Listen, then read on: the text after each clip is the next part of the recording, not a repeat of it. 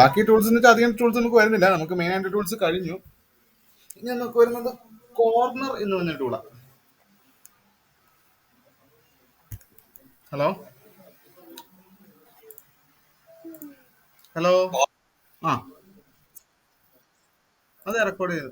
Start ചെയ്തു. ആ,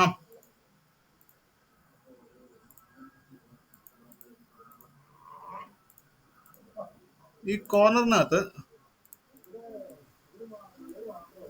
sheet metal base flange കൊടുത്തു, തിക്നെസ് ഒരു 0.5 കൊടുത്തു. ഓക്കെ. എന്നിട്ട് 4 എഡ്ജ് ഫ്ലാഞ്ച് ഞാൻ കൊടുത്തേക്കുക.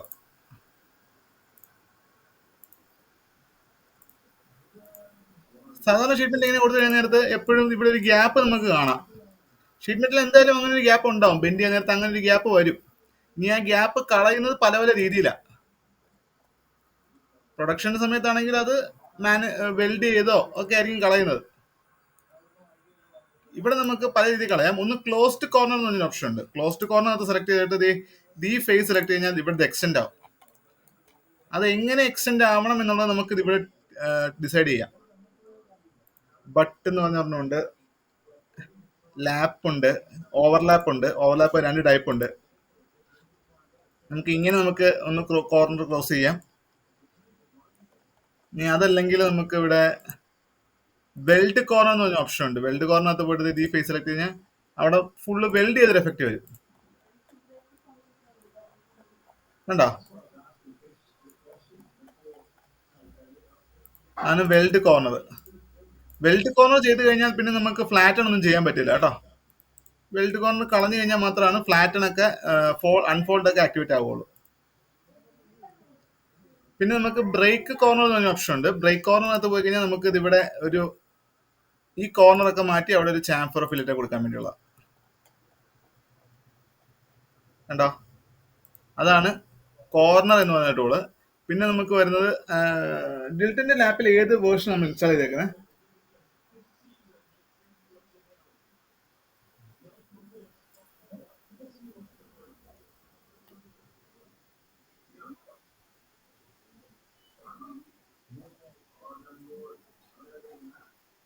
ഡിൽറ്റിന്റെ വേർഷൻ ഏത് ലാപ്പിൽ ഏത് വേർഷൻ ഡിൽറ്റ് ഇൻസ്റ്റാൾ ചെയ്തേക്കുന്നത് നമ്മള്? Hello hello.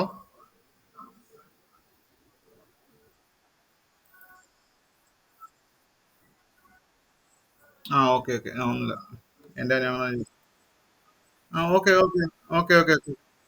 കേൾക്കാം കേൾക്കാം. എന്നെ നെറ്റ് സ്ലോ ആവുന്നുണ്ട്. എന്റെ നെറ്റ് സ്ലോ ആവുന്നുണ്ട്, അതുകൊണ്ടാണ് ഡിലേ വരുന്നുണ്ട്.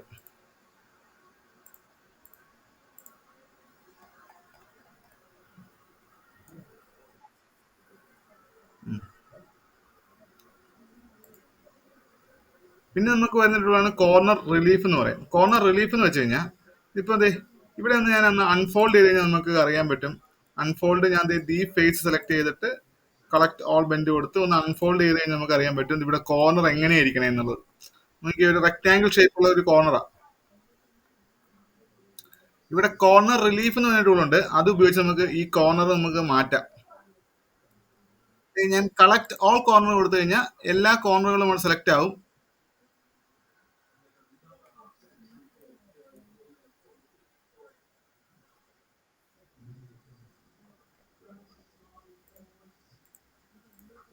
ആ, സോറി, അൺഫോൾഡ് അല്ല, ഫോൾഡ് പൊസിഷൻ തന്നെ ഇരിക്കട്ടെ കേട്ടോ. സോറി, അൺഫോൾഡ് അല്ല, ഫോൾഡിൽ തന്നെ ഇരിക്കണേ.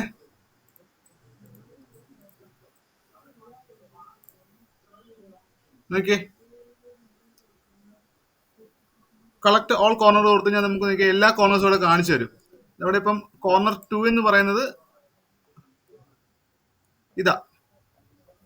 കോർണർ 2വിനകത്ത് എന്ത് ടൈപ്പ് കോർണർ വേണം എന്നുള്ളത് നമുക്ക് ഇവിടെ പറഞ്ഞു കൊടുക്കാം. സർക്കുലർ കോർണർ വേണോ, ടിയർ ഡ്രോപ്പ് വേണോ,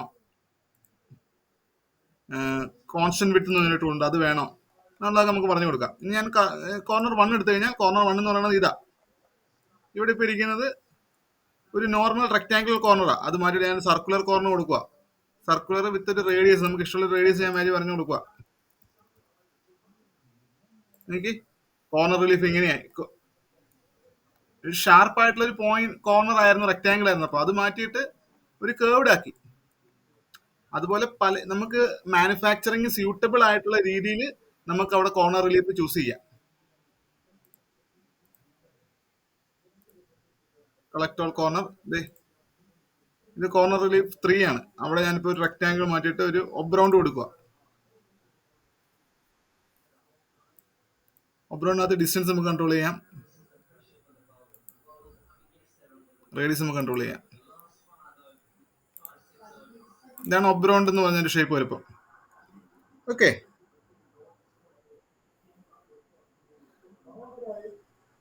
മനസ്സിലായോ?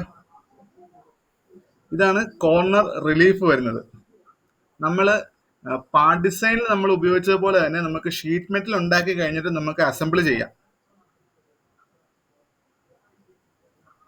ഇതിനെ ഇൻഡിവിജ്വൽ പാർട്ടായിട്ട് സേവ് ചെയ്തോ അല്ലെങ്കിൽ അസംബ്ലി ഇന്റർഫേസിനകത്ത് പോയിട്ടോ ഒക്കെ നമുക്ക് ടോപ്പ് ഡൗൺ അപ്രോച്ചോ ടോപ്പ് ഡൗണോ ബോട്ടം അപ്പോ യൂസ് ചെയ്ത് നമുക്ക് ഷീറ്റ് മെറ്റലിനെ നമുക്ക് അസംബ്ലി ക്രിയേറ്റ് ചെയ്യാം. ഷീറ്റ് മെറ്റലിനകത്ത് പാർട്ടിന്റെ അത്രയും ടൂൾസ് വരുന്നില്ല, നമുക്ക് ഇത്രയും ടൂൾസ് ആണ് വരുന്നത്. ഇത്രയും ടൂൾസ് യൂസ് ചെയ്ത് വേണം നമ്മൾ ഷീറ്റ് മെറ്റൽ ക്രിയേറ്റ് ചെയ്യാൻ. ഓക്കെ, ഓക്കെ ആണോ? Hello, okay. ഇനി നമുക്ക് ഷീറ്റ് മെറ്റലിനകത്ത് പഞ്ചിങ്. Okay, okay. ഡിലേ നെറ്റിന്റെ കുഴപ്പമുണ്ട്. അത് എന്റെ റേഞ്ച് കുറവാന്ന് തോന്നുന്നു. നെറ്റ് ആ ഡിലേ അല്ല, എനിക്കും കേൾക്കാം, പക്ഷെ ഞാൻ പറയുന്നത് കുറെ വൈകി അങ്ങോട്ട് വരുന്നത്.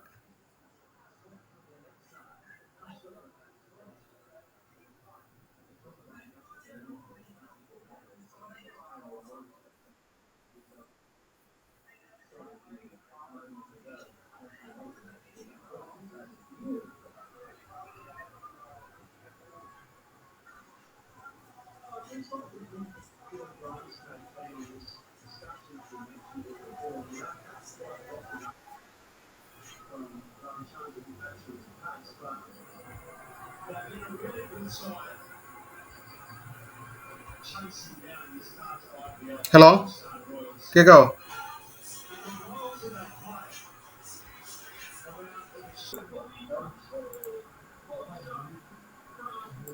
ഓക്കെ.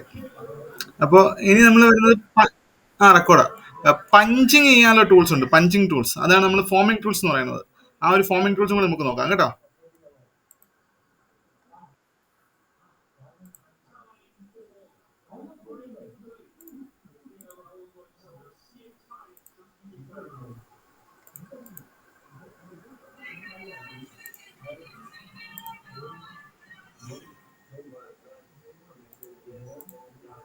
ഫോമിംഗ് ടൂൾസിന് വേണ്ടി നമുക്കൊരു ലൊക്കേഷൻ ഉണ്ട്. ആ ലൊക്കേഷനകത്ത് കുറച്ച് ഫോമിംഗ് ടൂൾസ് ഓൾറെഡി ഡിഫൈൻ ചെയ്ത് വെച്ചിട്ടുണ്ട്.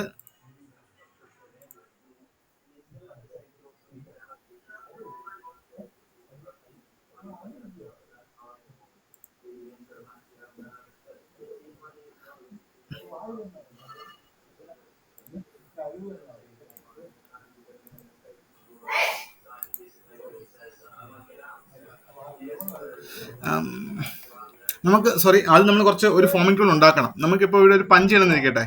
ആ പഞ്ച് ചെയ്യാനുള്ള ഒരു ഫോമിംഗ് ടൂൾ ഞാൻ ഉണ്ടാക്കാൻ പോവാ. ഉണ്ടാക്കാൻ വേണ്ടി നമ്മൾ ഇവിടെ ഒരു ന്യൂ പാർട്ട് സെലക്ട് ചെയ്ത് ഓക്കെ കൊടുത്തു. എന്നിട്ട് നമുക്ക് എങ്ങനത്തെ പഞ്ച് നമ്മൾ ഡിസൈഡ് ചെയ്യാം എങ്ങനത്തെ ഒരു ടൂളാണ് വേണ്ടതെന്നുള്ളത്. ആ ടൂൾ ഞാനിപ്പോ ഒരു റഫ് ആയിട്ടൊരു ടൂൾ ക്രിയേറ്റ് ചെയ്യുവാണേ.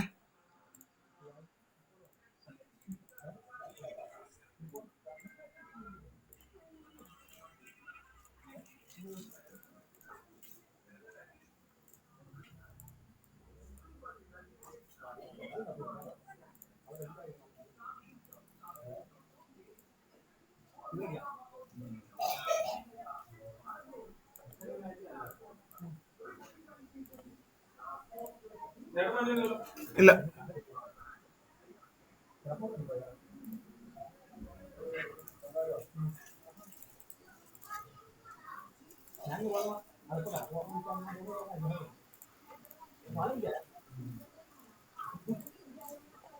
ഞാനിപ്പോ ഒരു ടൂൾ ക്രിയേറ്റ് ചെയ്തു. ഓക്കെ, ഇനി ഇവിടെ ഷീറ്റ് മെറ്റലിനകത്ത് പോയിട്ട് അവിടെ ഫോമിംഗ് ടൂൾ സെലക്ട് ചെയ്യുക.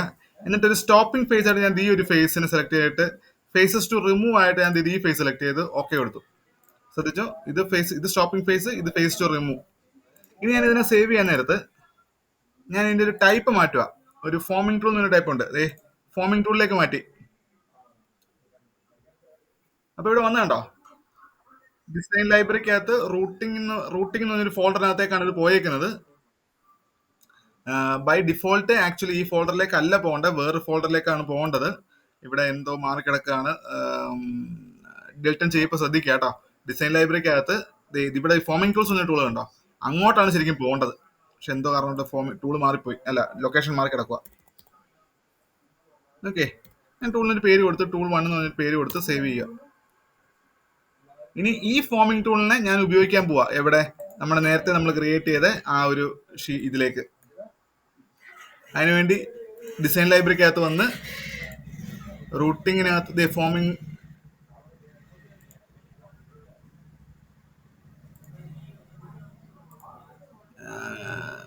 റൂട്ടിങ്ങിനകത്തല്ല, അതിന് മുന്നേ ഉള്ള ഒരു ഫോൾഡർ ഉണ്ട് ആ ഒരു ലൊക്കേഷനിലേക്ക്. ആ ലൊക്കേഷൻ ഇവിടെ കാണിക്കുന്നില്ല. ആഡ് ഫയൽ ലൊക്കേഷൻ ഞാൻ കൊടുക്കുക. എന്നിട്ട് ഞാൻ ഇവിടെ പ്രോഗ്രാം ഫയൽസ്, ശരിക്കും ഇത് തന്നെ വരേണ്ട ലൊക്കേഷനാണ്, എടുക്കേണ്ട ലൊക്കേഷനാണ്. എന്തുകൊണ്ട് എങ്ങനെ മാറിപ്പോയെന്ന് എനിക്കറിയത്തില്ല. വല്ല ഇൻസ്റ്റാൾ ചെയ്തപ്പോൾ ഉള്ള പ്രശ്നമായിരിക്കാം.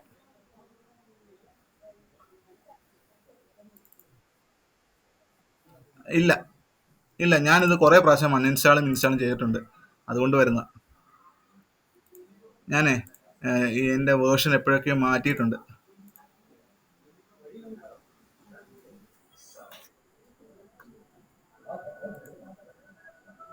Programme data SolidWorks 2002 location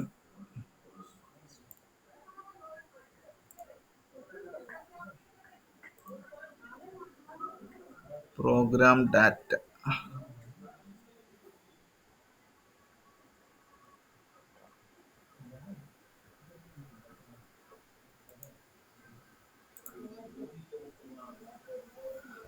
ഇനി ഇവിടെ വേറെ ടൂളും നിലപ്പുണ്ട്, ഞാൻ ആ ടൂളിനെ എടുക്കുവാണേ. നമ്മൾ അങ്ങനെ ക്രിയേറ്റ് ചെയ്യുന്നൊരു ടൂളായത്. അത് ഡ്രാഗ് ചെയ്ത് ഇവിടെ കൊണ്ട് ഡ്രോപ്പ് ചെയ്താൽ മതി.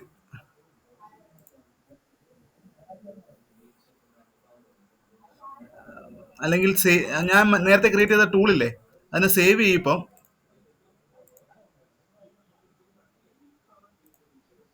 ഈ റൂട്ടിങ്ങിന്റെ ലൊക്കേഷനിലേക്ക് തന്നെ സേവ് ചെയ്യുക. പാർട്ട് 4 എന്ന് പറഞ്ഞൊരു പേര് കൊടുത്തിട്ട് ആ റൂട്ടിങ്ങിന്റെ ലൊക്കേഷനിലേക്ക് തന്നെ സേവ് ചെയ്യണേ.